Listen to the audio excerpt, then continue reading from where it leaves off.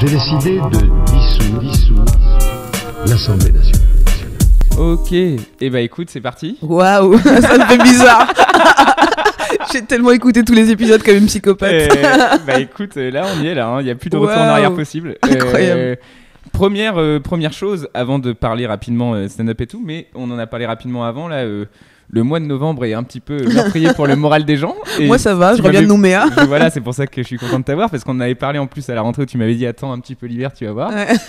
Et du coup, comme toi ça va, est-ce qu'on aurait un conseil de Shirley pour passer l'hiver de la bonne façon? Oui, il faut partir de la France en fait. Voilà. Non, faut partir parce que là tu rentres dans l'hiver, il fait froid. Ok. Et moi j'ai fait une toute petite semaine au soleil et c'est vrai que ça fait du bien. Hein. Tout de suite? Bah ouais, direct, parce que tu vois du soleil, il y et a le l'océan. retour, là, c'est bon, là maintenant t'as toute l'énergie qu'il faut. Ouais, ça va. Après, je repars à Montreux. Ah, là, j'ai un peu une vie de riche là. C'est Pendant vrai. 3 Ok, semaines. ok. J'ai fait Londres, Nouméa. Donc pour Après Bruxelles. ouais, sortir du quotidien pour passer l'hiver. Surtout voyager tout le temps. Ouais, Ok. c'est important. Ouais. Donc Mais pas dans des pays froids. Un petit message à tous les gens qui ont un CDI et qui ne peuvent pas partir en vacances. Démerdez-vous, il n'y a pas d'autre solution. Tous les pauvres qui m'écoutent. Rêvez. Allez sur YouTube. Il y a des belles vidéos. Ok. Il y a un truc que j'ai remarqué qui est assez cool quand même. T'es la première invitée que j'ai qui a une page Wikipédia. Ah oui. Ah bon. Ouais. T'as Une page Wikipédia en plus assez fournie quoi. Ouais, c'est ouf. Il y a des oufs Genre, qui connaissent ma vie mieux que moi. Non, mais avec des liens en bleu et tout. Ouais. Genre vraiment, on dirait une personnalité historique quoi. C'est cool. C'est vrai que c'est très détaillé en plus. J'ai Elle regardé. est très détaillée. Ouais, et c'est pas moi qui l'ai détaillé. Hein. Ok. C'est même pas ma prod et tout. C'est en fait à l'époque où je faisais On ne demande qu'à en rire. Donc il y avait des gens qui faisaient les pages Wikipédia de tout le monde, je pense. Bah oui, ok. Tu vois, et qui mettaient tous les passages et tout qu'on faisait. Ok. Donc là, t'as une page Wikipédia, c'est quand même pas Ouais. rien. Il y a des trucs qui sont un peu faux, Il y a des trucs faux. mais je crois que j'ai réussi à modifier. C'était les origines de ma mère. Ah d'accord, Ou carrément c'est- ils sont allés jusque là dans la Ah ouais, de précision et tout, vraiment. Ouais, c'est vrai que c'est la bio de Napoléon. Et tout. Ouais, c'est ça. Hein. Il y a tout. J'avais vraiment l'impression d'avoir une personnalité historique, ok. Et du coup, nous, on s'est rencontrés. C'est un peu comme. Je suis content d'avoir Paul et toi à la suite dans le podcast parce que vous êtes deux personnes qui m'avaient beaucoup aidé au début et qui m'avaient fait confiance. D'ailleurs, quand j'avais lancé un site qui s'appelle Comédie, Ouais. j'avais fait une page contact Il y est toujours sur le site. Le site, non, il est plus hébergé parce que c'est cher à héberger. Et Ouais, comme je sais. J'ai donc arrêté il est aussi, plus moi. hébergé.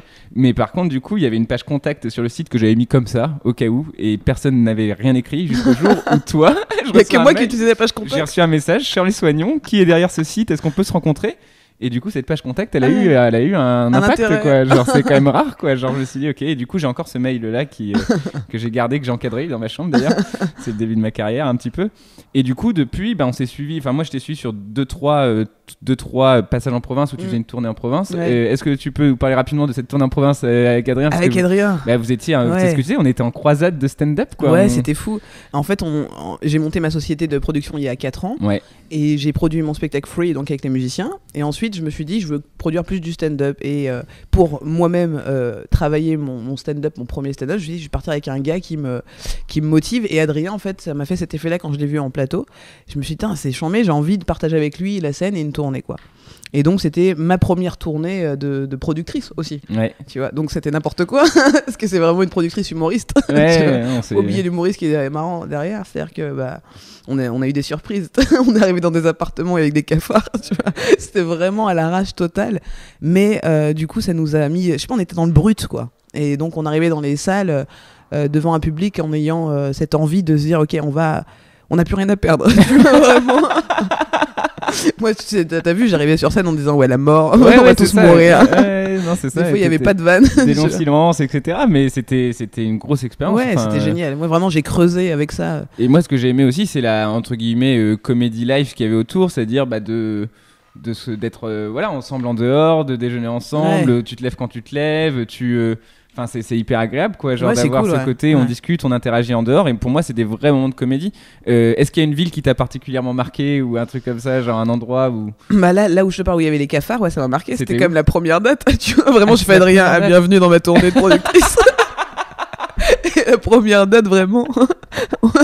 En fait, on pose nos affaires dans le Star Loft, tu vois, un peu Ok. comme celui-ci. Ok. Dans l'idée, on aurait dit que c'était comme ça. Ok. On s'est dit, wow, stylé, tu Sauf vois. que- Et le soir, on est parti se coucher. Ouais. On n'avait pas vraiment regardé l'appart avant d'aller au théâtre. Quand on est rentré à 1h du matin, on s'est allongé. Et là, Adrien, il me fait, ils sont durs les draps. On croit que, je pense que c'était du sperme. Vraiment. Ok. Ouais, ok. Vraiment, c'est la gueule qu'on a fait. Il était 1h du matin. Et en fait, le mec qui nous accueillait dans le théâtre, il est handicapé. Il est en fauteuil roulant. Et l'appartement est tout en haut au dernier étage de l'immeuble. Et en fait, il était jamais monté dans cet appartement. Il n'a jamais vérifié. Je lui dis, mais t'as déjà vu l'appart? Il fait, bah non. Ok, merde. Je fais, bah oui, je suis con, il n'y a pas d'ascenseur. Et en fait, donc c'est son régisseur qui faisait le ménage. Et quand tu vois son régisseur, tu dis, non, il fait pas le ménage. Ouais, non, ok. S'il a pas fait le ménage sur lui déjà, tu vois. Le mec, vraiment, il est très gentil, mais. Ok, donc ça c'était. Il est de Saint-Quentin, quoi. Et un bon souvenir quand même. En fait, finalement, c'est un bon souvenir, en fait. Tu vois, tous les mauvais souvenirs sont des bons souvenirs. Au final, il faut prendre du recul, quoi. Ça, c'est beau, ça. Attends, on va y arriver sur la bonne énergie du mois de novembre qu'on cherche. Il y a un truc qui s'est passé à Marseille que je t'ai jamais dit. Avant de monter sur scène, la deuxième fois, je faisais ta première partie. Et. On partait un peu chacun de notre côté parce qu'avant le spectacle, chacun voulait un petit peu marcher tout seul, etc. et se retrouver. Et moi, j'avais mes nouvelles Timberland avec des semelles assez hautes et avec des choses, bon, bref, où il y avait des gros crampons, on va dire. Et à 20 minutes de monter sur scène, j'ai marché dans une énorme merde de chien, mais vraiment énorme. Ça, c'est bon signe, ça. Bah, je sais pas quel pied c'était, mais en tout cas, bon, bref, j'étais paniqué parce que je montais sur scène dans 20 minutes et je suis allé dans des toilettes, le bar le plus proche pour nettoyer tout ça. Et la seule toilette qui fermait à clé, c'était les toilettes des filles. Il y avait qu'une seule toilette des filles et je suis resté au moins 10 minutes pour nettoyer tout le bazar pour que ce soit vraiment propre et clean parce que bon, j'allais monter sur scène et je mets du temps, j'essaie de pas trop respirer parce que ça puait vraiment la merde de chien, c'était horrible. Et je suis sorti des toilettes et là j'ai vu 11 meufs qui faisaient la queue et un mec qui sort avec une salle qui sent la merde de chien, mais même pas la merde d'âme, la merde de chien, quoi. Et dont une des meufs que j'ai retrouvée, que j'ai eu un eye contact avec elle dans le théâtre juste après. Et je vous ai jamais raconté ça parce que j'étais en pression et je savais pas quoi, machin. Mais c'est un truc qui arrive à Marseille. C'est drôle. Quoi. Écoute, on a fait, c'était bien Marseille. C'était bien. Mais t'avais le track avant de jouer déjà. J'avais le track parce donc que t'as vécu le truc comme. J'étais pas bien. Non, j'étais pas bien. J'ai vu à ton visage là. Les gens ne voient pas, mais. Non, j'étais pas bien. Genre, je montais sur scène. Vraiment, c'était pas vu, mais j'étais pas bien du tout, quoi. Genre, j'étais pas bien du tout. En plus, on venait de faire avec Adrien une sorte de scène ouverte juste avant. Ouais. Et on avait une heure entre les deux, du coup c'est entre l'heure où j'ai fait ça, mais on avait fait une scène ouverte juste avant dans la même salle où il y avait 3-4 personnes cheloues au début. Vrai. Et après ils nous annoncent en mode c'est des Parisiens qui viennent parce qu'ils ont une grosse expérience et du coup ils vont vraiment vous faire rire, vous inquiétez pas, tout de suite Louis Dubourg. Et moi j'arrive avec mes 3 mois de stand-up en mode non. J'ai de la merde de chien. Je suis désolé. Voilà, bon bref, mais en tout cas moi j'ai adoré ces 2 week-ends à Clermont et à Marseille. C'était cool, ouais. C'était une grosse expérience. Et t'es arrivé au bon moment parce qu'avec Adrien on n'arrivait plus à se soutenir l'un l'autre psychologiquement. Après, ça fait longtemps que vous étiez ensemble. T'es arrivé comme l'enfant du divorce. Et j'étais là, oh mon fils. Et non mais non, c'était cool parce que t'as amené des bonnes vibes en fait, parce que justement dans les sujets et tout que j'exploitais à ce moment-là, des fois c'était vraiment des longs tunnels de silence parce que les gens écoutaient. C'était pas que c'était pas intéressant, mais c'était pas drôle encore. Et du coup j'avais besoin de me rassurer. Et Adrien aussi avait besoin d'être rassuré. Donc vraiment, on a pris une première partie pour être rassuré. Ça va, on n'est pas si... Tu vois. Et tu nous as rassuré. Enfin, moi, tu m'as rassuré en tout cas. Bah, moi, j'ai adoré ce mode de vie. J'ai trouvé que c'était vraiment comme ça que j'imaginais le monde de la comédie. Et j'étais trop content que ce soit une de mes premières expériences parce que c'est quand même une première expérience une première vraie expérience dans le monde du stand-up qui est assez... improbable quoi, de suivre 2 personnes que tu kiffais avant en tant que fan dans une tournée pour faire la première partie. Enfin, moi c'était assez ouf. Après tu sors de là, t'es plus fan. T'es là, ok, je vois la vraie vie. En fait, ok. Bon, derrière les paillettes. Non, encore plus en vrai, parce que non, c'est cool. Du coup, en plus Adrien qui revient de Montréal là, avec plein de nouvelles petites idées et tout, ça va être bien ça. Ça c'est cool. Lui aussi, il est parti prendre ses énergies ailleurs. Bah ouais. C'est cool. Bah ouais, je crois que c'est ça qu'il faut faire. Moi, c'est important. Oui, parce que on en a longtemps parlé. Il savait pas trop. Est-ce qu'il faut partir, pas partir. Bah ouais. Et c'est vrai qu'on a des blocages mentaux. Qui sont liés au formatage qu'on peut avoir en disant tu sais t'as commencé un truc ici, finis-le, mais c'est pas parce que tu t'en vas que tu arrêtes. C'est juste une continuité. C'est même pas un formatage c'est un formatage limite de plan de carrière. Oui, de plan de carrière, ouais. C'est-à-dire que genre j'en parlais, Adrien m'en parlait un peu en mode et les gens ils attendent que je fasse 1 heure, mais j'ai pas envie d'être résident, etc. Je lui dis prends le one more une soirée, il fait 1 heure et kiffe, t'as pas besoin de t'emmerder. Non, faut vraiment essayer je pense que quand on est artiste en plus, si on est monté sur scène une première fois, c'est parce qu'on s'est écouté. Ouais. Donc faut continuer sur ce chemin-là, et il y a des moments où on oublie de s'écouter, on oublie ce pourquoi on est là en fait. Un petit peu. Là il y a Seb, hier j'étais sur scène avec lui, qui a conclu en disant je lance une chaîne YouTube Seb Melia, et je lance des vidéos YouTube parce que j'aime beaucoup la vidéo, je fais pas ça parce que c'est obligé d'avoir des vidéos aujourd'hui pour remplir sa salle. C'est pas pour le buzz, ok? Et vous savez qu'une série super ironique qui m'a fait beaucoup rire, quoi. Enfin bref. Ah, d'accord, C'est- super. Oui, il le disait Oui, en mode d'accord, pas d'accord. parce que je suis obligé, parce que sinon je remplis pas ma salle, parce que sinon c'est la merde. C'est vraiment le plaisir. Mais ouais, on est dans un monde où il y a le Bien formatage qui est possible. Il y a un truc qui revient souvent, tu dis à chaque fois que tu veux faire rire et réfléchir. Mhm. Est-ce que dans la question que j'avais vis-à-vis de ça, c'est est-ce que dans le monde aujourd'hui qui devient de plus en plus complexe, entre guillemets, ou même, enfin tu vois, genre dans des domaines, tu vois, j'ai eu une discussion avec Guillaume il y a pas longtemps sur un sujet, sur l'écriture inclusive, et j'étais pas assez documenté dessus, et effectivement, il me reprochait un peu de ramener ça au point médian, tu sais, pour dire le fameux point médian dont tout le monde parlait, alors qu'effectivement, j'étais pas documenté sur le reste. Et du coup, moi, je me suis retrouvé dans une. Alors après, on a discuté, tout va bien, et puis il m'avait pris plein de trucs d'ailleurs. Ouais. Mais du coup, au tout début, je me suis retrouvé limite réac dans une discussion où, genre, je pense être assez progressiste, etc. Et du coup, quand tu dis tu veux faire réfléchir, est-ce que dans le monde dans lequel on vit aujourd'hui, t'as pas peur que parfois ta réflexion, sans le vouloir, parce que t'es une bonne personne, tu réfléchis au bon endroit, mais parfois, t'es pas pile poil où il faut et qu'en fait, Ah, c'est ça tout le problème, enfin tout le. Comment dire, de la recherche du stand-upper. Ouais. C'est d'être d'accord avec lui-même. Ouais. Ouais. Et du coup, de faire des blagues justes, effectivement, en tout cas, d'être intègre avec son idée au moment donné où tu l'as dit. Et puis, abandonner l'idée que cet avis que tu donnes là maintenant, il va être, comment dire, il n'est pas éternel en fait. Et ça, il faut aussi lâcher prise avec ça. Parce que c'est compliqué quoi. Parce qu'il y a des trucs, genre le téléphone. Là, je suis dans ce truc-là où les gens. Enfin, je raconte que j'ai arrêté l'iPhone. Et tu vois, je veux pas dire aux gens, ouais, arrêtez tous l'iPhone. Tu vois, et donc c'est dur de trouver son positionnement, Ouais. ne serait-ce que ça. Oui, exactement. Vis-à-vis des choses, parce que peut-être demain je vais reprendre un iPhone, j'en sais rien, je sais pas de quoi demain est fait, et j'aime pas me figer quoi. C'est Sarah Silverman qui disait ça très bien, je trouve, récemment dans un opening de je sais pas quoi, qui disait il y a plein de vidéos moi en ligne où je suis plus du tout d'accord avec ce que je dis, mais je suis content qu'elles soient en ligne pour qu'on montre l'évolution du discours qu'il peut y avoir dans une société. C'est vrai qu'elle dit ça, ouais. Et je suis absolument d'accord avec ça, c'est-à-dire lâcher prise sur ta postérité, et juste là maintenant on va au fond de ce que tu penses. Ouais. Okay. Je pense que c'est comme ça que tu peux toucher le juste, ce dont tu parlais. Ok. Et du coup, est-ce que le stand-up tout court aujourd'hui suffit, ou est-ce qu'il faut quand même faire d'autres choses, des vidéos, être dans des oui, je pense que ça suffit, hein, parce que ça suffit en soi aujourd'hui. Déjà c'est dur à faire. Ouais, non, mais ça c'est très dur. Tu vois ce que je veux dire, c'est tellement dur à faire qu'il faut aller au bout de la chose, et ça suffit pas si tu restes à la surface. En vérité. Moi, je parlais de ça parce qu'en fait, par exemple, le fait d'avoir lancé ce podcast là, il y a 3 mois, moi, m'a offert dans mon quotidien un projet qui me tenait à cœur autant que le stand-up et qui me permet, quand il y a 2 scènes de suite qui se passent mal, d'avoir un projet en tête qui me dit ah, ok, cool, on enregistre demain avec machin, et du coup, t'as un truc qui te tient aussi, quoi. Alors là-dessus, moi, la fiction me plaît beaucoup. Par exemple, faire des vidéos sur YouTube qui n'ont rien à voir avec forcément. J'aime bien faire réfléchir quand même avec une fiction, mais c'est une autre façon de faire réfléchir. Ok, t'as des projets en cours là ? Ouais. Ok. Ouais, je peux pas en parler. Pas d'exclusivité. Non, vous voulez une exclue. Ok. Non mais si, on peut en parler évidemment. En plus, je suis en train de faire avec John et Alicia qui bossent avec toi, qui font de la vidéo avec brio. Avec brio, j'aime beaucoup. C'est pas le voilà.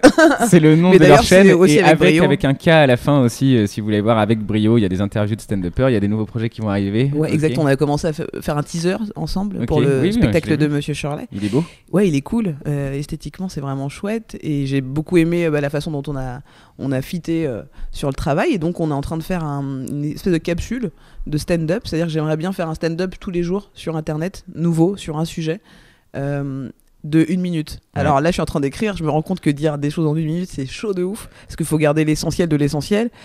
Je pense qu'on va être plus sur du 2 minutes. Je te regarde Alicia en même temps.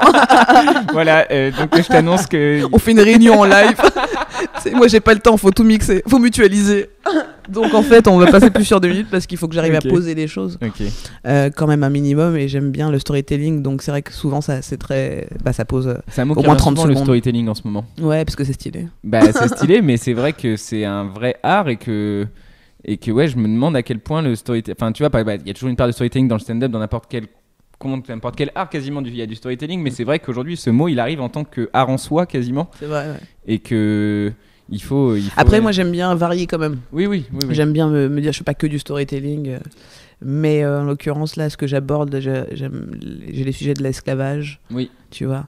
En gros le format ça va être un mot, par exemple l'esclavage, la définition de ce mot, parce que souvent on parle des choses sans savoir vraiment ce que ça veut dire, d'où ça vient et tout, donc je vais toujours redonner la définition du mot, et puis ensuite je vais donner mon expérience vis-à-vis de ce mot, et de tout ce que ça m'évoque, quoi, Ok, en une c'est ou deux très, minutes. très marrant que tu dis ça et tu verras pourquoi dans quelques minutes. Parce que c'est mon projet, en fait. Avec Alicia et John, on a lancé des vidéos de 3 minutes moi, pour le coup, donc il y a 1 minute de plus encore. À la nouvelle scène. Ça s'appelle définition. Non, je te Oh merci, je trouvais pas le mot. Et voilà, J'adore, je définition. garde ce titre. Et voilà. C'est bien, définition. C'est un super titre. C'est Franchement. toi qui viens de le dire, Non, je suis mais- un super gars. Non, mais prends-le, c'est un super titre. Ah mais ça ouais, rend. j'aime beaucoup. Écoute, Définition. Définition. Merci. Euh, Bon bah je peux y aller. Fin de la réunion. Allez, sortons du stand-up un petit peu, parlons d'autre chose. Rapidement, faut qu'on parle vite fait avant de parler du sujet de la semaine, faut qu'on parle un peu de basket. Moi, Ouais. c'est un truc où j'ai jamais vraiment parlé à fond avec toi, Mm. et je sais que c'est un truc qui existe dans ta vie. Genre, enfin, je sais à peu près quand même que t'as été à Houston un jour pour des Ouais, un formations. jour. Non, Non mais c'est vrai, tu fais bien de préciser Non, parce que mais tout le monde me parce dit que- ouais t'es aux États-Unis, t'as vécu là-bas des années. Non, mais l'histoire oh. est ouf, c'est que t'as fait des essais et qu'on t'a Ouais. dit bah c'est gratuit pour toi parce que t'es Ouais. t'es forte, Ouais. et toi au moment où on t'a dit c'est bon, t'es prise parce que t'es forte, t'as dit je veux plus faire ça. Ouais. Mais je sais pas d'où c'est venu. Hein. C'est fou quand C'est même. pas été une T'avais quel réflexion. âge? J'avais 17 ans. Ouais, donc déjà Ouais. une grosse. Enfin, je veux dire, faut quand même être sacrément Complètement folle. folle, mais même, enfin, quand même accompli, en tout cas, avoir un truc en Ouais. plus, quoi, pour pouvoir dire non. Je veux pas cette formation gratuite de basket, quoi. Ouais, en fait c'est que et c'est vrai que en plus j'ai tout donné Parce pour. qu'on a fait pendant 10 ans quand même Mais avant ouais, ça. j'ai tout donné. Je Ouais. me levais à 6h du matin, je faisais des pompes, j'allais après sur le terrain avant d'aller à l'école, tu vois. Ok. Je prenais ma douche. Enfin vraiment j'avais une autre vie. Et c'était dès qu'on t'a dit c'est bon, c'était la fin. Tu l'as senti, genre. Alors en gros, ce qui s'est passé, j'étais aux États-Unis pour un stage de basket de 2 semaines à la base avec des basketteurs français. On rencontrait des Américains dans des tournois, machin. Et là-bas, j'ai été repéré par une dame et qui m'a dit, tu sais, le basket là-bas, c'est vraiment beaucoup d'argent. Donc quand tu vois quelqu'un qui a du potentiel, tu te dis, tiens, je peux en tirer quelque chose, tu vois. Donc elle m'a dit, hey, je t'aime bien, tu vois. Viens chez moi, je t'héberge et tu fais l'université. Je suis sûr qu'on peut te mettre à l'université. Donc en fait, on fait les démarches pour que j'aille à l'université.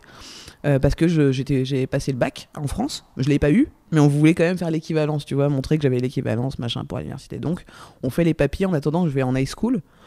Et je continue de m'entraîner et je suis contente d'être là, tu vois, mais je me dis quand même c'est bizarre parce que j'étais venue pour un stage de 2 semaines tu vois. Et là je me retrouve là pendant 3 mois Ouais. à faire des démarches, à être à l'école, enfin avoir une nouvelle vie. J'ai pas vu mes parents, vraiment je les ai appelés en disant bon bah je reste. Tu vois. Ouais, c'est chelou. C'est bizarre. Ouais. Et donc tout était violent, je commence à rêver en anglais, et tout change.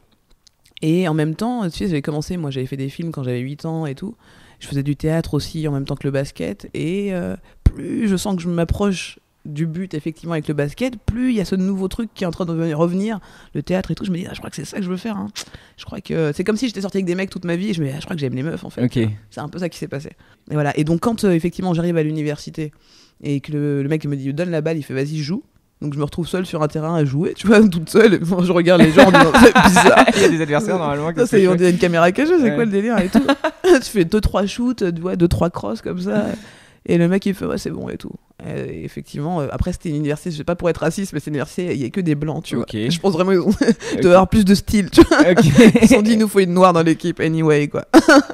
Donc effectivement ils m'ont dit ok t'auras la bourse et tout. Et là je discute avec Paola Griffin qui m'hébergeait et je lui dis je crois que je veux rentrer chez ma mère. Ouais, Tu vois, ok. je crois que je veux rentrer, je comprends pas ce qui se passe. T'avais peut-être. Ok, bah ça. Et c'est au-delà du flip en fait, c'était vraiment genre je savais intérieurement que j'allais faire de l'humour. Me Ok. demande pas comment, pourquoi, de rien. Et j'ai rien dit à personne, hein. J'ai même pas dit à mes parents, Ah, rien. tu l'avais au fond de toi, là, Je- dès ouais, ce moment, et je là. peux pas t'expliquer. Je pense que c'est un truc de sorcier d'Afrique. Non, mais On m'a envoyé, moi. c'est ouf quand même. Ouais, c'est bizarre, ouais, c'est bizarre. Ok. Mais ça m'a toujours fait ça pour tout. Enfin, je pense qu'en vérité, quand on s'écoute vraiment, on sait tout ce qui se. Enfin, tu vois. Hmm. Voilà. Tu t'es jamais dit depuis, même, enfin sans le regretter, le mot regret est pas bon, mais de te dire putain qu'est-ce que j'aurais pu faire si j'avais dit oui à ce stage. Enfin tu vois, est-ce que tu serais en WNBA Bah, c'est quand je fume des joints, je me dis ça. Je dis, oh là, quelle vie j'aurais eu. J'étais en train de non, mais tu serais peut-être Je en train serais de tellement en parcourir bonne les santé, States. putain. Ouais. Non, c'est plutôt à ce moment-là, mais en vérité, non. Honnêtement, je regrette absolument Ouais, rien. ok. C'est fini. J'étais très contente de ce que j'ai fait, et puis c'était ça. C'était ce chemin-là que je devais faire. Et bah écoute, j'ai un peu raconté l'histoire pour faire une transition rapide vers le sujet de la semaine parce que je trouve que ça avait un lien et que ça montre le lien qu'il y avait parce que le sujet de la semaine, c'est un tatouage que tu as sur le bras d'ailleurs. Ah.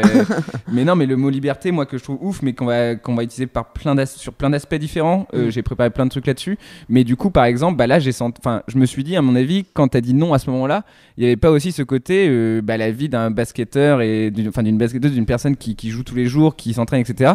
Est-ce que c'était pas justement une vie aussi où t'as eu un refus parce que c'est une vie qui manque de liberté tout simplement en fait? Certainement, inconsciemment, ça devait être ouais, c'est clair. Ouais.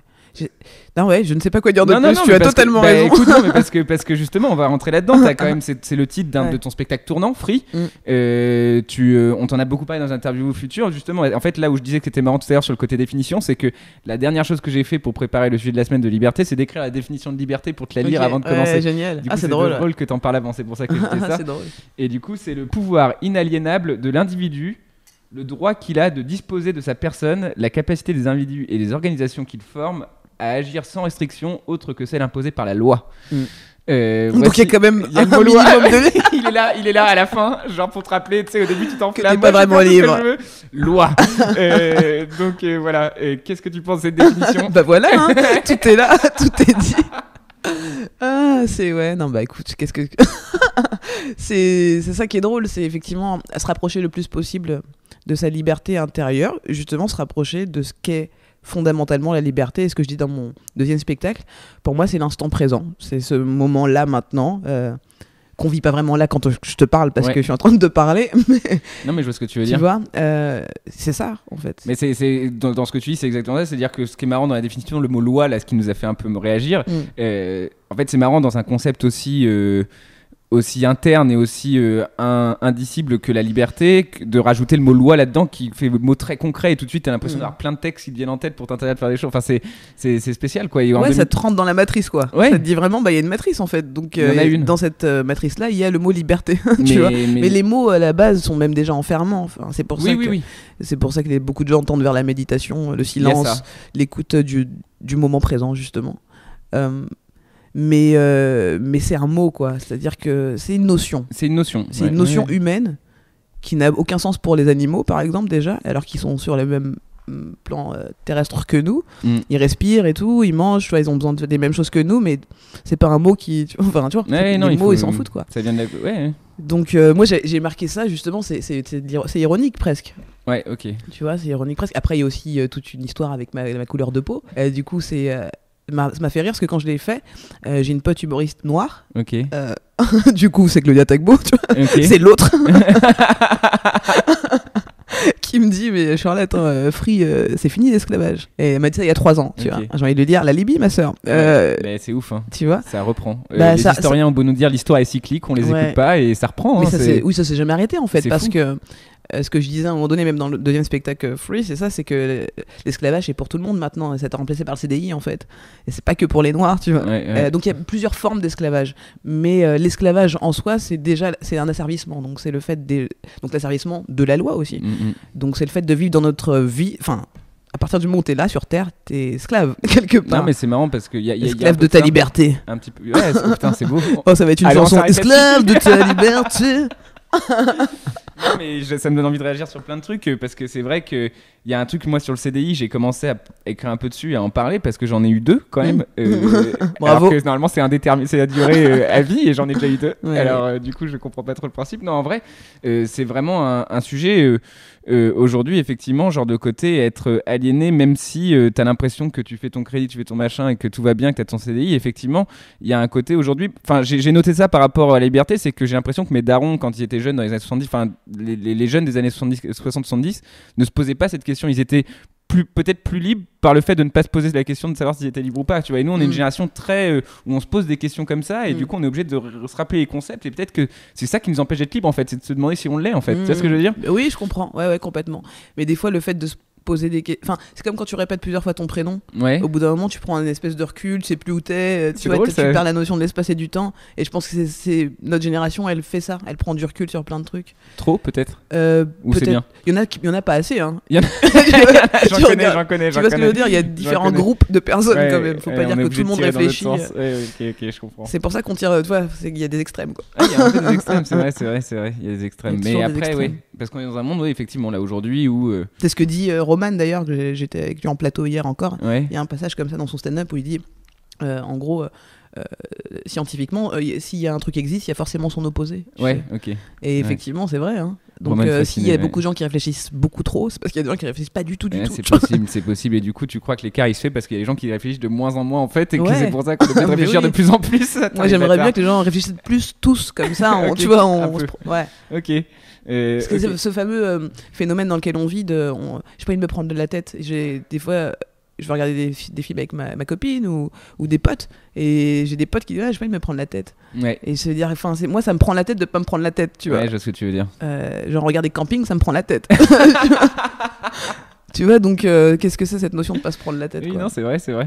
Mais en même temps, la notion de liberté, c'est une réflexion très moderne aussi, parce que le côté s'accomplir soi et tout, tu vas parler à un paysan C'est en clair. 1610, il va te dire de Ou quoi en tu Afrique parles, là quoi. tout de suite. Ou en Afrique, là, tout de suite, ouais. hein. Mais je Dans- pense dans la qu'avec brousse, quoi. Internet aujourd'hui, Non, partout je dans parle le- des villages, Ouais, voilà, c'est des ça, coins ouais, un ouais, peu reclus, vraiment. qui sont Ouais, pas ouais. dans les villes, quoi. Mais tu vois, ça c'est un truc, c'est de temps en temps ils découvrent une nouvelle tribu, soit en Amérique du Sud, soit en Afrique, en disant voilà, on savait même pas qu'ils existaient et tout. Mm. Et j'ai envie de leur dire, mais nous le dites pas et laissez-les en Et fait. laissez-les tranquilles. Parce Il y a une qu'on- raison si. on voit bien qu'on ouais. n'a pas un modèle aujourd'hui qui rend forcément tout bien. Alors après, moi je pense que par l'augmentation de l'espérance de vie, il y a une certaine légitimité. Enfin, on aspire tous à vivre peut-être un peu plus longtemps. Donc effectivement, c'est peut-être la légitimité du monde occidental, c'est de permettre de vivre plus longtemps grâce à la santé. Ouais. Mais au-delà de tout le reste, honnêtement, je préférerais peut-être vivre la mort comme certaines tribus c'est ça. vivent la mort que comme nous les occidentaux on la vit. Tu vois, genre il y a des choses un peu. C'est ça, faut qu'il y ait les extrêmes soient toujours là en fait. Ouais. Faut que les. Mais les il choses- faudrait qu'on prenne un peu. Ok, ouais, Mais c'est- je me pose la question quand j'étais en Nouvelle-Calédonie là, justement, parce que dans un an ils doivent voter ou pas l'indépendance Ok. des Kanaks. Ça date depuis, je crois, 1988, enfin bien avant déjà la colonisation de la Nouvelle-Calédonie, mais depuis le 88, ça gueule, tu vois, les Ok. gens ils sont là, c'est relou, vraiment, on en a marre, on aimerait retrouver notre terre. Et là, il y a cette question vraiment, enfin, le peuple est divisé, quoi. Il y en a qui veulent l'indépendance, d'autres pas. Et tu vois bien que, enfin, Le débat il tire sur quoi? Ceux qui veulent et ceux qui veulent pas, c'est quoi leur. bah, il y en a qui veulent plus être colonisés, d'autres, tu Oui, vois, oui, qui- non, en mais fait, je c'est ça veux le dire, truc. c'est quoi leurs sentiments, tu vois, genre enfin, c'est juste de l'oppression et c'est le mot colonisation qui revient, ou est-ce qu'il y a des choses très concrètes qui font qu'ils préféreraient être. Non, Est-ce que vraiment. c'est pragmatique ou est-ce que c'est C'est vraiment un truc lié, interne? c'est vraiment culturel, Ouais, c'est c'est vraiment vraiment lié au interne, fait de c'est ça. bah c'est chez nous, on Mm. a une culture, on aimerait bien la retrouver. Nous on veut vivre simplement, ils vivent dans des cases. C'est un peu la même spiritualité que les Amérindiens, Ok. tu vois, à l'époque. Ce qui est ouf avec la Nouvelle-Calédonie, c'est qu'ils arrivent quand même à vivre ensemble, dans le sens où ils n'ont pas totalement écrasé non plus les Kanaks. Comme en Martinique et avec leur culture, enfin on est quand même sur autre chose là, c'est assez bizarre et je me dis que ma théorie c'est que c'est comme ça 24 heures de trajet. Ok. La France ils ont lâché l'affaire. Ouais, ils ont fait ouais bon ouais, on vous laisse vivre. Mais tu sais que Parce quand ils comptent les chiffres du chômage, maintenant pour les faire gonfler, ils enlèvent les chiffres des Ouais. îles. c'est ouf. C'est comme ouais, bon bah en fait on les compte plus quoi. Genre Ouais. c'est- Après voilà, la Nouvelle-Calédonie c'est particulier par rapport à la Martinique et Guadeloupe et tout parce qu'ils sont dans le traité des dom-tom, mais c'est un pays quand même, c'est considéré comme un pays. Ils ont un gouvernement mais sans président Ok. parce qu'en fait ils n'arrivent pas à élire. Donc c'est Manu leur président. Mais Non, ils ont un gouvernement de 11 personnes. Ok. Et c'est trop bizarre, voilà. Donc c'est un statut particulier qu'ils ont. Et donc là, ils aimeraient avoir l'indépendance totale pour. Ok. Et moi, je me disais, bah ouais, c'est vrai que je comprends quoi. Ils ont envie de vivre cool à la route, tu vois, pêcher. Mais est-ce que Pas forcément moi, en tirer fait, tout le zinc, je me du- pose toujours et là Mais je c'est comprends. vraiment parce que je suis complètement d'accord avec cette théorie, mais pour réfléchir un peu plus avec la complexité aujourd'hui du monde, est-ce que s'ils se retiraient, est-ce qu'il y aurait Bah, c'est pas, ça, en sans fait. qu'on le sache, Ouais. des aides qui viennent ou des choses comme ça, enfin des choses évidentes qu'on n'a pas en tête parce que c'est dans la matrice, c'est dans l'administration, c'est dans les Ouais. choses comme ça, mais que s'ils les ont plus, en fait, ça devient vraiment difficile en Bah, fait. maintenant, c'est compliqué parce qu'ils ont quand même Ok. un certain style de vie. Mmh, Et mmh, que c'est s'ils ça. se retirent économiquement de la France, ça va être compliqué.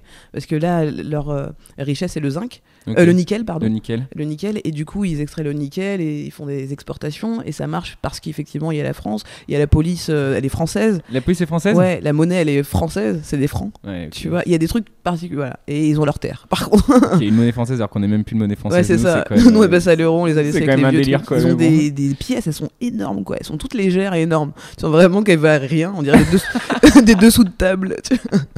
Des trucs de dinette. Tenez, je vais acheter ça. Ok. Donc, pardon, Non, non, vas-y, c'est un vas-y, statut bien un sûr. peu bâtard qu'ils ont actuellement. Et la question étant, moi je me dis, ça serait cool quand même qu'il y ait des parties, des endroits sur la Terre où on puisse vivre de façon plus simple, sans technologie, moi vraiment j'irais. Tu me connais un peu. Ouais, Faut savoir que j'irais tout de suite. On me dit un endroit où on peut vivre en slip sans téléphone. Je suis la première à y aller. C'est une de mes nouvelles et j'arrête grandes le stand-up, théories quoi. du monde, je pense que le monde est vraiment parti en couille. En fait, à partir du moment où on a défini toute la carte du monde, et à partir du moment où on a rendu accès chaque point du monde à moins de 24 heures, et que du coup il y a eu une espèce de... Alors dès qu'on a couvert toute la map, après il y a eu le rêve américain, il y a des gens qui sont partis aux États-Unis vite, après il y en a qui sont partis un peu à droite à gauche, genre bon bref, c'est ça, on a un peu peuplé la map, on va dire. Et en fait là on est dans un monde aujourd'hui où même moi là c'est ce que je me suis dit récemment et ça m'a limite tu vois, je me suis senti comme claustrophobe à l'échelle du monde entier. Tu vois, c'est quelqu'un qui est claustrophobe dans un ascenseur. J'ai envie de lui dire, bah en fait, aujourd'hui, on connaît la map du monde, donc le sentiment de claustrophobie, il est, tu peux l'extrapoler jusqu'au monde. Et en fait, aujourd'hui, bah si moi demain, je décide de dire, allez, bah les couilles, j'ai juste envie d'être libre, d'être bien, de vivre. Mais je sais même pas où aller en 2017 quoi. Ouais, c'est ça, je vais aller peut-être dans le Berry quoi, mais c'est ma meilleure option. C'est chelou. Ouais, le problème c'est que c'est la guerre qui fait ça, c'est-à-dire que si par exemple la France ne lâche pas la Nouvelle-Calédonie ou d'autres endroits, c'est parce qu'ils ont des stratégies militaires et tout. Il y a ça. Donc c'est tout ça qui fait qu'on n'a pas d'endroit cool pour vivre cool. Parce qu'il y en a plein qui resteraient en Occident dans un monde hyper de consumérisme. Ouais. Vois, je pense qu'il y en a plein qui... Moi je pense que je passerais mon temps à tourner. Ouais, c'est ça, bouger tout le temps. Voilà, passer d'un endroit à un autre quoi. Bouger tout le temps. Ouais, je passerais même en Corée du Nord, tu vois. Non, mais parce que j'aime bien l'idée aussi de pas réfléchir à ma vie. On me donne tout ce que j'ai à faire. Tu dors là, tu travailles là, tu fermes ta gueule et tu chantes pour le. Non, mais évidemment que c'est une blague. Évidemment que je plaisante, mais cette idée de me dire que je peux passer d'un groupe à un autre. Non, grave. Parce que c'est un peu ma façon d'être. J'aime bien passer d'un groupe à un autre. Là, c'est la phrase de Groucho Marx qui résume la phrase des stand-uppers pour moi et des comédiens, c'est je ne voudrais jamais faire partie d'un groupe qui m'accepterait comme membre. Ouais. Et je pense qu'il y a vraiment de ça quoi. C'est ça, genre voyons plein de trucs et ok, je suis complètement d'accord. C'est trop cool. Bah du coup toi t'as fait quand même un choix assez radical puisque tu t'es installé complètement à la campagne en Belgique maintenant. Ouais, je suis dans un petit village, ouais. Où tu parlais déjà de peinture à l'époque de tes interviews, là tu peins de plus en plus et tout. Bah du coup t'arrives à la trouver, t'as quiété quand même. T'es bien là. Oui, c'est cool, ça va. On passe par des moments plus difficiles pour arriver à cette quiétude justement. Ouais, donc là je profite. Tu profites. Ouais. Tu te sens libre là en ce moment? Non, toujours pas. Toujours mais pas. C'est un combat d'une vie. Oui et non. Tu vois, oui. Tu te sentiras peut-être jamais libre, c'est ça le problème, c'est ça que tu veux dire, non? Oui, c'est ça, c'est que tu sais, même quand on me dit des fois je suis hors cadre, ça veut rien dire en fait. Parce que si je suis hors cadre, ça veut dire que je reconnais le cadre. Oui. Donc je fais partie du cadre, tu vois. Cette notion-là. Se sentir. C'est comme dire où est-ce que tu te sens heureuse. J'essaye justement de plus en plus, c'est particulier parce que quand tu fais du stand-up, faut que tu aies des émotions quand même, faut que tu livres ton émotion, ton attitude vis-à-vis d'un sujet. Mais dans ma vie de tous les jours, j'essaie d'être, de pas emprunter, de pas devenir mes émotions. Donc j'essaie de pas être libre, ne pas être heureuse, ne pas être malheureuse, tu vois, juste être. Ah, on en parlait avec Rémi. Observer ses émotions plutôt. On en parlait avec Rémi hier, genre qu'il y a de plus en plus de réactions par émotion et qu'en fait on devrait mieux les contenir pour les comprendre. Ça se voit avec Facebook et tout, t'es là, oh là là, personne ne prend le temps. Les gens réagissent à chaud et disent des conneries parfois, hein, du coup. Faut que je fasse gaffe avec du coup. Là j'étais avec Elise Moon là, pendant une semaine et il m'a giflé à chaque fois que je disais du coup. Et en fait je me suis rendu beaucoup trop. Vraiment on a failli se battre à un moment donné. Parce qu'en fait je me suis rendu compte que tout le monde disait du coup avec lui. Okay. Et c'est un phénomène de fou. Tu dis du coup au début des phrases, à la fin, au milieu, ça veut plus rien dire. Okay. Donc voilà, faut que je fasse gaffe. Bah écoute, moi j'avais pas remarqué. Tu verras maintenant. Est-ce que tu parlais déjà, parce que c'est marrant, tu m'as donné exactement la même notion de la liberté que tu avais eu il y a 4 ans des interviews, la liberté c'est vivre l'instant présent.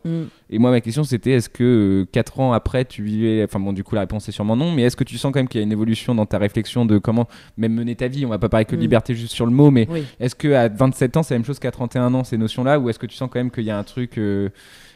À 27 ans je pense que je le disais en mode mantra. Ouais, ok. En fait, j'ai envie d'y croire, tu vois. Okay. Et à 31 ans, je le vis, quoi. Donc, t'as appliqué ton mantra au point que c'est devenu ton lifestyle, quoi. Ouais. Donc, en fait, tu te rends compte de ça en stand-up, c'est que quand t'abordes un sujet sur scène, soit tu l'as dépassé en tant que personne, soit justement t'es en train de le vivre. J'entends par là, quand tu parles de tes défauts, par exemple, souvent c'est que c'est dépassé dans ta vie. Je dis ça par rapport au fait que je dis que je suis une beauf, tu vois, avec les filles, que je les drague comme un beauf et tout. Par exemple, ça, maintenant que je le dis sur scène, je suis beaucoup moins beauf dans la vie. Parce que c'est une stratégie qui marche plus. Ouais. J'ai trop donné mes atouts. Je suis obligé de changer. Mais voilà, j'ai remarqué ça avec le stand-up. Il y avait ça. Quand je disais je suis une fille noire, lesbienne, homosexuelle, machin. ben juste après je couchais avec un gars pour la première fois de ma vie. Ouais, À chaque fois je suis là putain, ce que je dis c'est déjà dépassé. Ouais, ok. Donc soit tu le digères en fait. Donc ouais, c'est ce qui s'est passé. Tu viens de dire les quelques mots à la suite, tu es une fille noire lesbienne, genre C'est une formule magique. Non mais c'est quand même, ouais, du coup on parle... cette volonté de liberté, elle viendrait aussi de ça ou pas là, il y a plein de cases qui sont parmi les cases les plus oppressantes de la société moderne, quasiment. Ouais. Je m'en suis rendu compte très tard. Je suis damn. C'est fou, hein. J'ai pas les bonnes cartes. Et t'as pas les bonnes cartes, mais t'en as fait un. Enfin, je sais pas si c'était un bluff ou si t'as changé les règles pour que ça devienne les bonnes cartes. Je sais pas si c'est juste les règles qui ont changé, si du coup tes mauvaises cartes c'est les bonnes cartes ou si t'as fait un bluff, mais en tout cas, dans les deux cas, t'es accompli de ouf et tu vois, tu donnes de l'énergie, limite, c'est toi qui donnes de l'énergie aux autres. Et du coup, est-ce que tout ça, t'as transcendé ça ou est-ce que tu t'es pas posé la question et t'as avancé parce que t'as dû prendre des coups quand même, ça a pas dû être. Ouais, oui, j'ai pris des coups, mais ouais, je suis contente de ces coups. Moi, je dis Ouais. faut en prendre dans la vie. Faut en prendre. Ceux qui ne prennent pas, tu le vois, et j'ai peur pour eux à chaque fois que. Ouais. Quand ça a été trop simple. Bah ouais, parce que après, s'il y a un problème, C'est sûr. tu vois, ils tombent et ils ont du mal à se relever. Plus c'est tard, plus t'as du mal à apprendre les choses, en fait. Mais bon, je souhaite pas non plus aux gens qui soient malheureux dans leur vie, mais quelque part un peu quand même, tu vois. Non, il faut. Ouais. Ouais, un Ça peu veut quand pas- même. ouais. Un truc dur quand même. Je pense que oui, ce qui fait cette notion, cette recherche autour du mot liberté me concernant, c'est parce que déjà, j'ai eu, depuis gamine, mes parents, ils m'ont, par leur vie, obligé à réfléchir autrement. C'est-à-dire que moi, j'ai vraiment été ballotté dans ma vie tous les ans dans une ville différente, chez une personne différente, dans un pays différent, et pas forcément avec mes parents. Donc j'ai rencontré des gens en fait, tu vois, j'ai rencontré des gens quand j'avais 7 ans, j'habitais dans la Sarthe avec la meuf de mon père de l'époque, tu vois. Ok. Qui m'a dit ouais, je vais te laisser là parce que là tu peux avoir une vie stable, tu vois, pendant 1 an. Donc pendant 1 an, j'ai eu des jouets chez une femme blanche qui m'appelait la Noiraude, c'était génial. Ah ouais. Ouais, c'est avec le temps que j'étais là, ouais, c'est raciste en fait. Ok. Mais tu vois, c'était affectif de son. Oui. Mais voilà, c'est assez drôle de voir ça. Donc j'ai vécu plein de cultures et d'éducations différentes. Et par exemple, cette femme-là, elle avait son ex-mari qui venait voir ses filles dans cette maison à l'époque et tout. Et cet ex-mari était super raciste, tu vois. Et je me rappelle qu'à 7 ans, moi je suis livré à moi-même, vraiment, il n'y a pas mes parents. Et il y a un mec raciste qui arrive dans une maison où j'habite et il veut pas me dire bonjour. Et j'ai 7 ans, tu vois. Et vraiment, mon premier réflexe, il est de me dire, bah il est bête ce mec. Parce que tu vois, ma grand-mère, elle est blanche, je vis avec une blanche qui est très gentille. Je me dis pas les blancs sont tous méchants, et je me dis juste ce mec est con, et j'avais cette détermination déjà très jeune de me dire non, il va me dire bonjour en fait. Ok. Et donc je lui ai tendu la main, je voyais qu'il ne voulait pas faire de bisous, je lui ai tendu la main, et quand il m'a pris la main, j'ai tiré sa main vers moi Ah, trop... et je lui ai fait un bisou. C'est ouf. Et tu vois, une détermination, tu vois, et encore une fois, Détermination positive. positive, ouais. C'est cool. Oui, parce que tu te dis Bah à 7 ans, tu peux aussi... Enfin, déjà, je trouve que le phénomène de réflexion que tu as eu à 7 ans est ouf. Peut-être que tu étais surdoué à l'époque et que tu le savais pas, parce que quand même, Non, genre, c'est une sacrée maturité. Et... je pense que je suis livré à moi-même depuis le départ, en fait. C'est ça, et que du coup, vraiment, j'ai du coup, ouais. et que j'essaye de...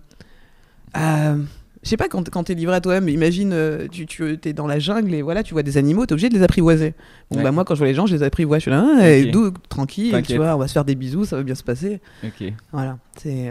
Ok, bah écoute, c'était une très belle histoire. Et, oui. Non, mais vraiment, l'histoire du raciste qui veut pas me faire de bisous. Non, mais c'est de la façon dont tu as réagi surtout. Et puis, donc, on comprend un peu, ouais, effectivement, toute cette aspiration que tu as en général. Pour revenir sur des sujets peut-être plus concrets, rapidement. C'était très concret, mon histoire. Ça m'est arrivé, putain.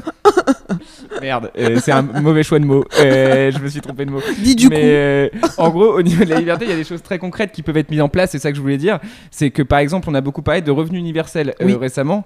Et est-ce que ça serait pas un moyen incroyable pour donner un peu plus de liberté à tout le monde ? Bien sûr. Moi, je dis que la vie, c'est comme un jeu de Monopoly. Ouais. Puis moi, je joue pareil que Monopoly, mal, tu vois. Ouais. Et je serais pour effectivement que comme Monopoly, il y ait de l'argent au départ. Parce que un mec qui a pas d'argent au départ, il peut pas jouer au Monopoly. Tu vois. Il n'y a pas de SDF au Monopoly dès le départ. Non, en tout pas cas. dès le départ, c'est ça. C'est un mec qui la avait dit base, ça quand récemment. Récemment, non, il a écrit un essai en 1900 sur l'argent et il expliquait justement que c'était ça le grand tournant. C'est qu'en fait, avant, qu'on commence à spéculer avec l'argent, et en fait, c'est ça le grand tournant. C'est le moment où on a commencé à faire n'importe quoi, à spéculer, à créer de la valeur là où il n'y en a pas. Là où il n'y en a pas, ouais. Bah, avant ce moment-là, il disait il y avait juste des étages de pauvreté où les gens étaient très dignes et se contentaient de cette pauvreté. Et ils savaient que s'ils jouaient pas, ils garderaient cette vie-là toute leur vie. Ils étaient très heureux. Et qu'en fait, c'est ceux qui jouaient qui perdaient, qui pouvaient perdre ou gagner, alors qu'aujourd'hui on est arrivé dans un monde de spéculation où en fait si tu joues pas tu perds et si tu joues tu peux gagner en fait. C'est-à-dire qu'on a donné aux gens Enfin, on donne aux gens qui veulent être stables et qui veulent. Tu vois, moi, c'était le débat avec Uber et taxi. J'ai longtemps été côté taxi, moi, jusqu'au moment où ils ont commencé à faire n'importe quoi. Et là, je me suis dit, bon, les gars. Là, t'avais des maillots. Pas trop, mais dans les débats, j'étais côté taxi et c'était pas populaire. Ouais. Mais moi, ma réflexion de base, après, bon, ils ont commencé à faire n'importe quoi. Il a fallu que et pourquoi j'affine t'étais mon point de taxi, vue. du coup? Parce que je considérais que dans 2017, taxi, c'était un des métiers référent de bah écoute, j'ai pas fait beaucoup d'études mais je suis motivé, j'ai envie de travailler, je vais m'acheter ma licence et je vais avoir une retraite tranquille et t'acheter mais je crois que les Uber ils se disent pas aussi j'ai pas fait beaucoup d'études et... Non mais les Uber si tu veux pour moi non mais on parle d'ubérisation de l'économie, c'est à dire que pour moi tu peux vivre ta vie sans ambition entre guillemets et c'est pas un mal de pas avoir d'ambition et aller jusqu'à 70 ans, t'avais vendu ta licence, t'avais bossé toute et Uber, pour moi, c'est donner à ces gens-là le côté, bah maintenant, il faut que tu aies de l'eau. S'ils aient des bonbons, il faut que tu aies des bonbons. Et s'ils veulent te virer, tu te fais virer. Et du coup, il faudra trouver un autre taf. Et en fait, tu perds ta stabilité en fait, dans un monde où on peut plus choisir une voie stable. En fait. Ouais, je comprends. Moi, j'aimerais que. Moi, je veux pas de ça, mais qu'on est dans ça, c'est le problème du marketing, enfin, du commerce bah, et de la concurrence. De la concurrence. C'est que tu vois quelque chose qui marche et tu te dis comment faire mieux. Bah oui. Le problème de la concurrence. Et du coup, bah, moi, c'est le fonctionnariat. Tu vois, c'est ce que j'avais dit, je sais plus avec quel podcast, mais c'est Guillaume, je crois, où il y avait un mec qui avait dit le fonctionnariat c'est le patrimoine de ceux qui n'en ont pas et tu vois moi j'aimais ce côté on peut avoir des voies qui vont te permettre d'être libre dans ta vie mais juste t'as pas besoin de vouloir gagner des millions tu vois genre je suis prof dans une campagne et je vis très bien ma vie, j'ai des enfants et je suis bien tu vois et aujourd'hui on diminue les métiers qui peuvent te permettre d'accéder à ce genre de liberté et ça me gêne un petit peu. Oui, un genre de liberté, tu vois, c'est drôle de parler de genre de liberté. Ouais, mais ouais. Et justement, moi je me dis, si je suis un chauffeur, après avec ma vie, ouais. avec mon expérience, je me dis si je suis un chauffeur de taxi, que les Uber arrivent et que ça commence à me casser les couilles et tout ça, qu'est-ce que je peux faire d'autre ? Ouais, je sais. Et c'est ça ma liberté, c'est mon genre de liberté, effectivement. Ouais, t'as ça en toi. Mais je me dis que c'est un signe de la vie en général, si vraiment il arrive un phénomène qui chamboule ce que tu avais prévu, en fait tu peux pas prédire l'avenir. Moi je peux te le dire parce que non on peut pas prédire bien sûr. on peut jamais dire jamais. Je le sais depuis que j'ai couché avec un mec. Vraiment quand ça s'est passé, quand la personne est entrée en moi, j'étais là, on peut pas. Ok, tout peut arriver. Waouh. Non mais vraiment. Comme ça, le président. Genre, c'est l'expression, elle a pris tout son sens okay. à ce moment-là. Et d'ailleurs c'est à ce moment-là que j'ai commencé à comprendre pourquoi j'arrivais pas à m'engager à la fidélité. Non pas que je le suis pas, mais je ne peux pas dire oui je vais être fidèle parce que tu sais pas ce qui peut arriver non plus et ça c'est pour moi la pire erreur qu'on puisse faire dans un couple. C'est promettre la fidélité. Ouais, c'est de promettre à l'autre que tu connais le futur. Ouais, c'est le plus gros mensonge qu'on puisse faire à quelqu'un. Je veux dire, je connais tout ce qui va se passer après. Et l'autre elle est ouais c'est vrai. D'accord. Mais là par exemple ça fait longtemps que tu mets avec ta une barrière copine. Dans le futur. Comment ? Ça fait longtemps que t'es avec ta copine. Ouais. Et ce discours-là, tu l'as. Enfin, ouais, on a tout. Ouais, c'est pour okay. ça que ça fait longtemps qu'on est ensemble en fait. Mais limite, j'imagine que ça doit limite encore plus amener à la fidélité d'avoir un discours. Enfin, t'es encore plus fidèle si t'as ce discours-là hyper honnête que sinon ça te crée une frustration que t'as exactement. envie. Okay. Exactement. Okay. C'est mettre des barrières dans le futur, se projeter des choses qui font que t'as 15 000 possibilités sur cette chose-là et c'est instant présent. Instant présent quoi. Ouais. Je vais proposer ce podcast à France Culture. Je pense qu'il y a des prendre. On est bien là, franchement là, on est bien là. On est sur des débats. Putain, je suis ouf là, c'est trop cool. Il y a un autre truc. Tu parlais de revenu universel et t'as comparé ça. Enfin, j'en ai parlé. T'as comparé ça au Monopoly, etc. Au Monopoly, il y a un autre truc, c'est la prison. Tu peux y aller. Et ça, c'est vraiment le land. Enfin voilà, par exemple, il y a un truc que je voulais ramener à ça, c'est qu'on a vu l'élection de Trump ensemble. C'était un sacré truc. Les États-Unis, bon bref. On sait ce que ça donne et en fait les États-Unis il y a un chiffre qu'on connaît peu là-dessus et que je trouve dingue et sur le sujet de liberté on va peut-être pas rebondir beaucoup dessus mais ça me tenait à cœur de le dire. Les États-Unis c'est dans les pays considérés comme libres par l'ONU donc il y en a 75 je crois, il faut remplir plein de cases, liberté de la presse, liberté de machin etc. C'est le pays qui a le plus gros taux d'incarcération de sa population adulte, c'est-à-dire qu'il y a 1% de la population adulte aux États-Unis qui est en prison. 1% de la population adulte, c'est énorme. Et c'est 2 fois plus que le deuxième pays libre du monde, c'est l'Afrique du Sud, qu'on a 0,5%. Okay. C'est-à-dire qu'ils sont vraiment, ils dépassent les quotas de ouf. Ouais. Et du coup, il y a ce phénomène effectivement. Et le port d'armes aussi, ça incite à aller en prison. Tu vois. Non, mais tu vois ce que je veux dire, genre, donc la liberté, genre ils sont là en mode, on peut dire, enfin. Ils tiennent beaucoup à leur liberté d'expression. J'ai le droit de tout dire. Après, j'ai le droit aussi d'avoir des armes. En fait, ils ont des libertés hyper. Est-ce que c'est pas chelou de se dire que tu peux avoir une liberté de tout dire et une liberté d'avoir des armes juste en deuxième position ?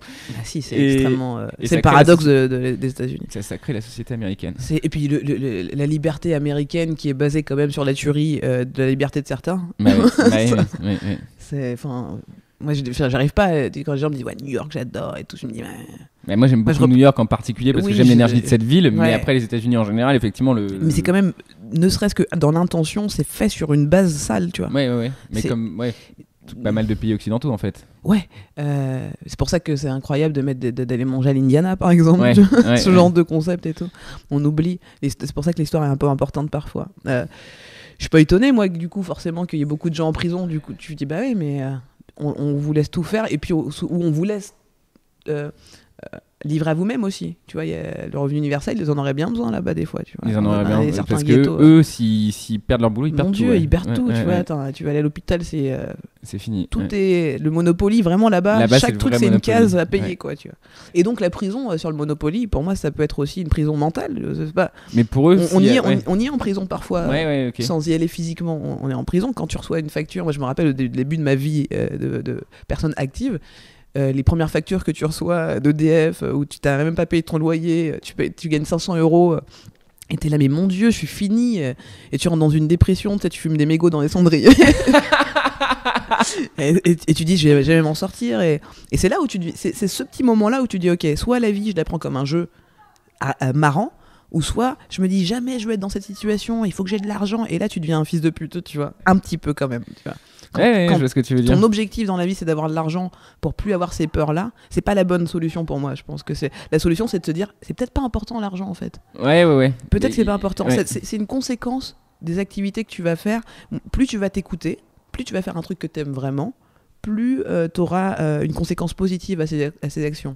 Alors peut-être que ça sera pas de l'argent, ça sera peut-être quelqu'un qui va te donner un appartement. Enfin, je dis des trucs de fou, mais ça peut arriver, quoi. Il faut pouvoir vivre. Après, l'argent, malheureusement, il domine le quotidien de beaucoup de gens. Et oui, c'est vrai, parce qu'ils l'ont décidé. Il faut vraiment comprendre ça. C'est pas parce que vraiment, réellement, comme tu parlais de l'argent qui est devenu une spéculation au bout d'un moment, c'est vrai qu'on est quand même sur 7% d'argent qui est physique.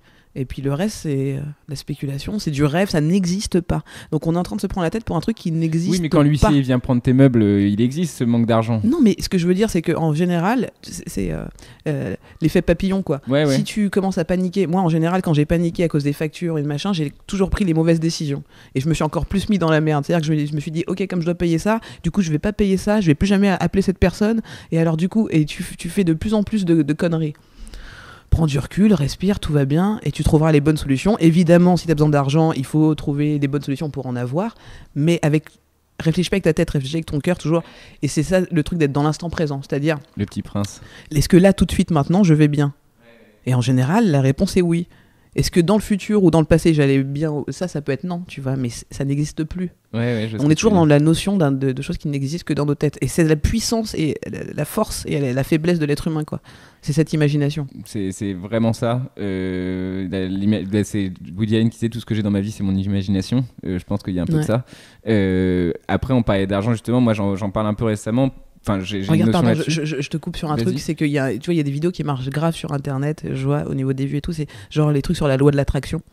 Tu sais, je sais pas si tu connais la loi de l'attraction, on explique le secret du monde en fait aux gens. Le secret du monde, c'est que quand tu penses fort à quelque chose, il arrive. Et que évidemment la plupart des gens qui sont riches, les gens qui sont présidents, ils ont pensé avec cette loi d'attraction, c'est-à-dire de vraiment s'auto-convaincre de quelque chose. Et donc c'est ça aussi ça peut être à la fois une puissance, je te dis, et ça peut être très dangereux, parce qu'il y a des gens qui ne fonctionnent que par la loi de l'attraction, qui est une loi physique en fait, hein, c'est pas un truc magique. Hein. Ça marche vraiment. Bah ouais, là par regarde, exemple, toi, quand t'as décidé de faire du stand-up, t'y as pensé fort. Mais j'y pense peut-être plus assez fort, et c'est peut-être, il faut y penser fort. Fort. Ouais, t'as raison. Mais des fois, il y en a qui deviennent psychopathes avec ça. Tu vois, ils font. Tu vois, donc, faut toujours. Instant présent, comme ça, t'es toujours dans le juste milieu, quoi. C'est un juste milieu, une balance, mais tu vois, on parlait de ça justement, d'avoir l'argent, du temps. Moi, j'en parlais récemment, tu sais, je me suis retrouvé à avoir un peu. Enfin, j'étais en CDI, j'avais de l'argent et pas de temps. Et aujourd'hui, j'ai du temps et peu d'argent. Et en fait, le problème, c'est que je me suis rendu compte qu'on était dans une société où on t'apprenait à dépenser ton argent, mais on n'apprend pas à dépenser ton temps en fait. Et c'est peut-être ça aussi le problème, c'est qu'il faut peut-être apprendre. Moi, j'arrive dans un magasin, tu vois, j'ai du temps à dépenser.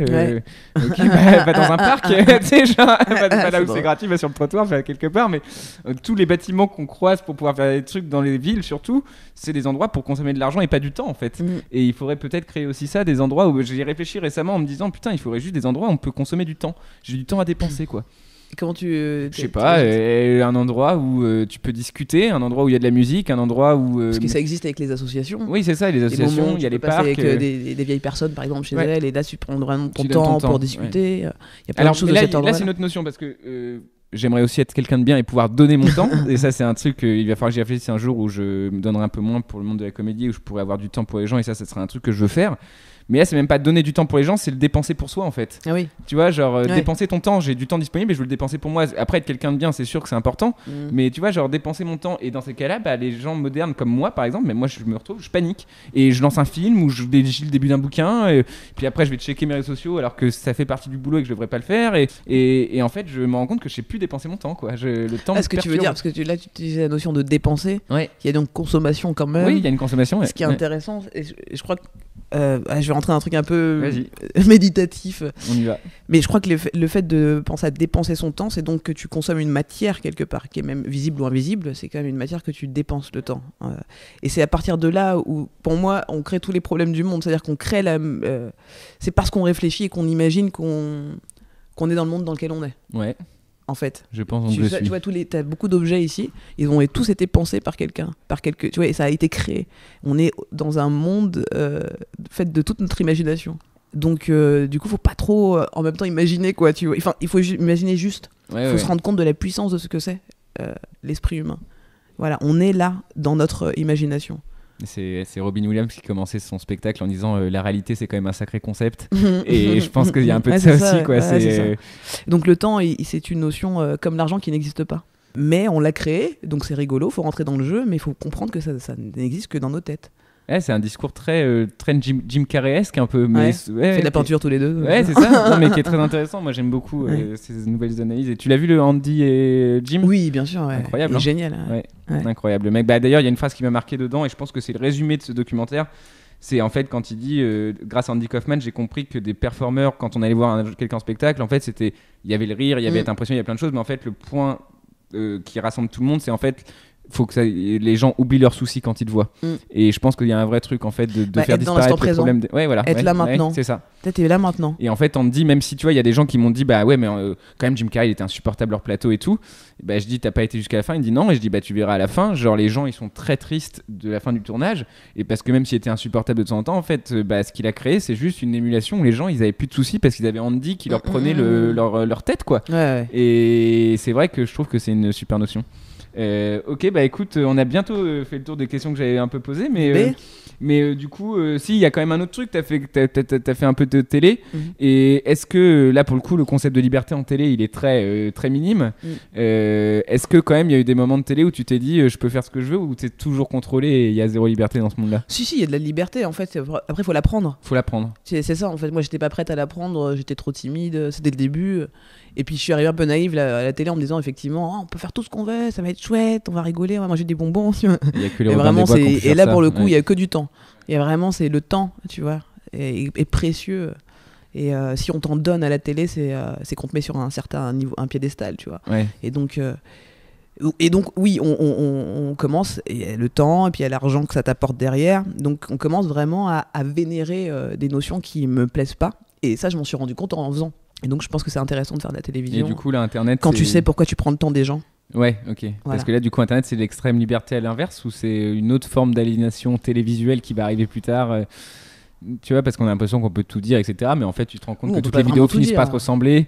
Tout commence, tu sais, il y a une espèce d'harmonisation qui commence à arriver et qui fait qu'en fait, bah, même avec un monde aussi potentiellement libre qu'Internet, on se crée un sort de paradigme où en fait, on est emprisonné pareil, quoi.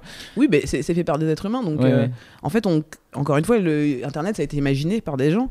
Et puis, ce qui s'y trouve maintenant a été imaginé par d'autres gens. Et le but étant quand même de connecter les uns aux autres. Donc on est interdépendants, et si notre objectif commun, en tout cas pour la majorité, il est de tendre vers une célébrité, ou je sais pas, ou le nombre de vues, ou tu vois, on est quand même sur ce genre de choses quantifiées tout le temps.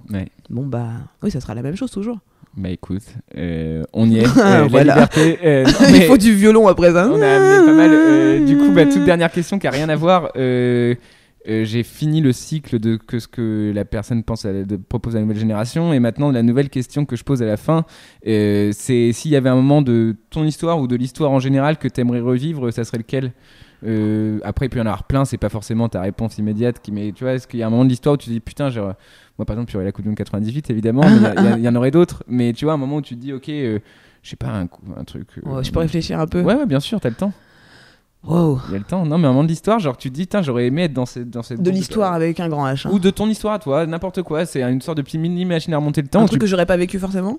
Ce que tu veux, vraiment. C'est un moment où tu peux retourner dans le temps et tu vas à peu près où tu veux, quoi. Bah écoute, dans ce cas-là, je pense à un moment que j'ai pas vécu, que j'aurais bien voulu, c'est l'époque amérindienne où ils vivaient dans des tipis, et j'aurais bien voulu connaître leur culture. J'ai très amoureuse de cette culture amérindienne et de la spiritualité qui se rapproche aussi de la spiritualité négro-africaine avant la colonisation et tout ça, quand il y avait l'empire africain. Toutes ces spiritualités-là qui étaient proches justement de cet instant présent et de juste là maintenant, qui fait fumer de l'herbe. Cool. Donc tu te verrais là-bas pour expérimenter ça, et tu penses que si t'expérimentais ce moment-là, si tu revenais ensuite là aujourd'hui. Mais vraiment avant que les Américains arrivent. Oui, tu vois. bien sûr, les Hollandais qui disaient oh merde, pas ce moment-là de l'histoire. Je veux pas arriver ce jour-là. Attendez, là ils ont des pistolets. En 1790, exactement. C'est ce ils nous tirent dessus là. Vous savez pas encore ce que c'est. Je reconnais ce mec, c'est dessus. Christophe Colomb. Oh merde. C'est pas l'Inde. Vous repartez. J'ai mal programmé la machine. Ok, mais du coup, donc avant ça. Et tu penses que si t'allais avant ça dans le monde amérindien, donc du coup tipi, moment présent, on vit le moment, est-ce que tu crois que revenir aujourd'hui ça serait une énorme claque, ou est-ce que tu pourrais... Non, je pense pas. Ça irait. Non, je pense au contraire, ça serait une force. Ok. Dire vous savez pas. Vous savez pas vous. Ok, on chill. Ouais. Ok. Et bah écoute, ça va dans le thème, et puis bah on va chiller un bon coup. Bah merci beaucoup, merci. Shirley, c'était cool, et j'ai hâte de réécouter cette conversation. Et, moi j'ai aussi, hâte de continuer à discuter avec toi hors micro. Merci beaucoup d'être passé. C'était cool. Je crois qu'après avoir vu ça, on peut mourir tranquille. Merci beaucoup d'avoir écouté ce Café Holocette philosophico stand-up, on va le qualifier comme ça. C'était un vrai kiff d'avoir Shirley Holocette. J'espère que la conversation vous a plu. En tout cas, on a kiffé discuter tous les deux, et on a continué à parler de tout ça encore des heures derrière. Voilà, c'était hyper intéressant. Si vous voulez voir Shirley en spectacle, c'est tous les samedis à 21h30 à la Nouvelle Scène, et à partir de la rentrée, tous les vendredis et tous les samedis à 21h30. La semaine prochaine, je bois un café avec Kian Kojandi. Je suis hyper content qu'il vienne. Voilà, j'espère que ça sera une belle conversation, mais j'en doute pas. J'ai déjà le sujet de la semaine en tête, et je pense qu'on va bien rigoler. Ça va être intéressant. Et du coup, bah merci beaucoup à vous. Encore une fois, merci. Voilà, le nombre d'auditeurs augmente chaque semaine. J'espère que ça continuera à augmenter comme ça, et c'est vraiment grâce à vous. De toute façon, c'est grâce au fait que vous en parliez, c'est grâce au fait que vous partagiez les messages d'un Café Holocette sur vos réseaux sociaux. Moi voilà, je lance vraiment un Café Holocette pour avoir un média de discussion sans clash, où on peut juste discuter sereinement des quelques enjeux qui nous tiennent tous en ce moment en tant que société. J'espère que vous le voyez comme ça, et si c'est le cas, n'hésitez pas à continuer à en parler autour de vous. N'hésitez pas aussi surtout à vous abonner sur votre application de podcast sur votre smartphone, si vous en avez un, parce que par exemple Shirley n'en a pas, mais si vous n'en avez pas, allez sur YouTube. Mais si vous en avez un, voilà, les applications de smartphone c'est hyper pratique, parce que du coup ça vous permettra de recevoir des notifications dès qu'il y a des nouveaux épisodes, et ça vous permettra d'écouter vos épisodes hors connexion, dans le métro, quand vous faites la cuisine, quand vous courez, quand vous êtes en voiture, quand vous voulez. Merci encore d'écouter un café chaque semaine, un Café Holocette chaque semaine, et on s'écoute la semaine prochaine pour un nouveau café avec Kian Kojandi.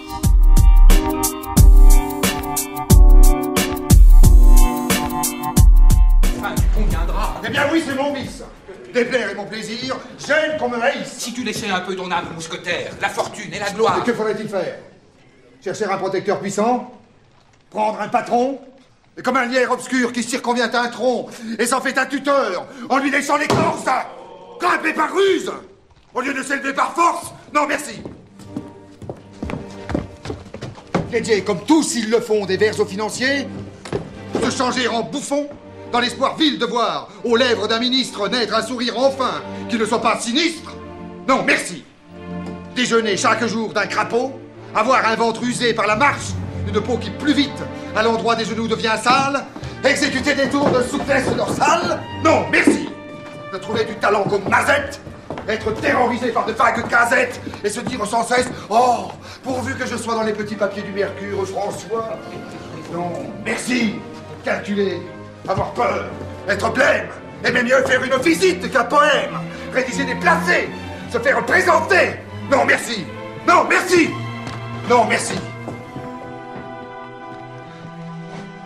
Mais chanter, rêver, rire, passer, être seul, être libre, avoir l'œil qui regarde bien, la voix qui vibre, mettre quand il vous plaît son feutre de travers, pour un oui, pour un non, se battre ou faire un vers. Travailler sans souci de gloire ou de fortune, un tel voyage auquel on pense. Dans la lune, triomphant par hasard, en garder le mérite, bref, dédaignant d'être le lierre parasite, lors même qu'on n'est pas le chêne ou le tilleul. Ne pas monter bien haut, peut-être, mais tout seul. Fais tout haut l'orgueilleux et la mère. Mais tout bas, dis-moi tout simplement qu'elle ne t'aime pas.